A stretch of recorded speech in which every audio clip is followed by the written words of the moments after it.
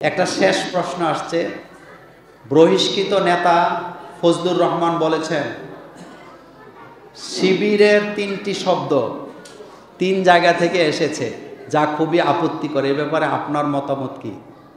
শুনেন, একটা জিনিস কি, আমাদের দেশে কাদা ছুড়াছুড়ি এটা হলো একটা ট্রেডিশন, কথা ঠিক না? ফজলুর রহমান কেন, আলেমরাই তো আলেমদের উপরে কাদা ছুড়ে, এ কথা সত্য না? আলেমরা আলেমদের উপরে কাদা ছুড়ে না? আপনাদের সমাজে ছুড়ে না? একদল আরেক দলের কাফের বলে দিচ্ছি। সবগুলা কথার জবাব একটাই, নিজেরে কিভাবে ভাইরাল রাখা যায়, নিজেরে কিভাবে সমাজে আলোচনায় রাখা যায়, এই চিন্তা চেতনা মাথার মধ্যে ঘুরপাক খায়। আপনাদেরকে একটা কথা বলি, আপনারা আমার মুসল্লি, ভালোবাসার মানুষ, একটা কথার জবাব দেন তো, জান্নাতের মালিক কে? আল্লাহ। আল্লাহ যদি আপনাকে জান্নাত দিতে চায়, বাংলাদেশের আলেম ওলামারা ফতুয়া দিয়ে আপনারা জাহান্নামে পাঠাইতে বলে। আল্লাহ যদি আপনাকে জাহান্নামে দিতে চায়, সব আলেমরা মিললে আপনাকে জান্নাত দিতে পারবে?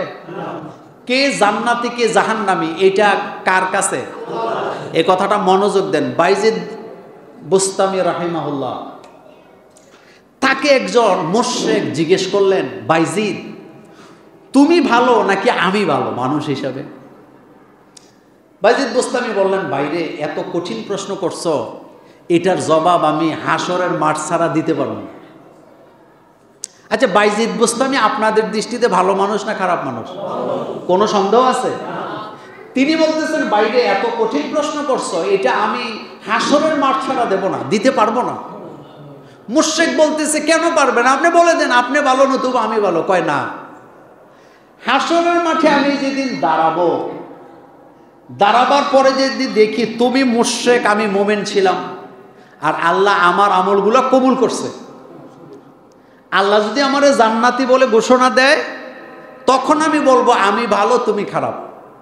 কিন্তু আমি যদি আজকে বলি তুমি খারাপ আমি ভালো, আর আমার কোনো আমল যদি আল্লাহ কবুল করে না থাকেন, তো হাসরের মাঠে আমিও জাহান্নামে যাব, তুমিও জাহান্নামে যাবা।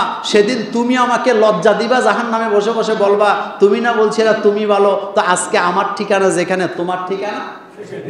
আপনি চিন্তা করেন, বিশ্বাস করেন, আকীদা, এই যে আকীদা নিয়ে ঠেলাঠেলি, আকীদা নিজেরা বানায় ফেলছে, এরকম আকীদা আসেনি? মূল আকীদা হলো লা ইলাহা, বলেন লা ইলাহা মুহাম্মাদুর সাল্লাল্লাহু। এই কথা যারা বলবে আল্লাহ তাদেরকে জান্নাত দিয়ে দিবে।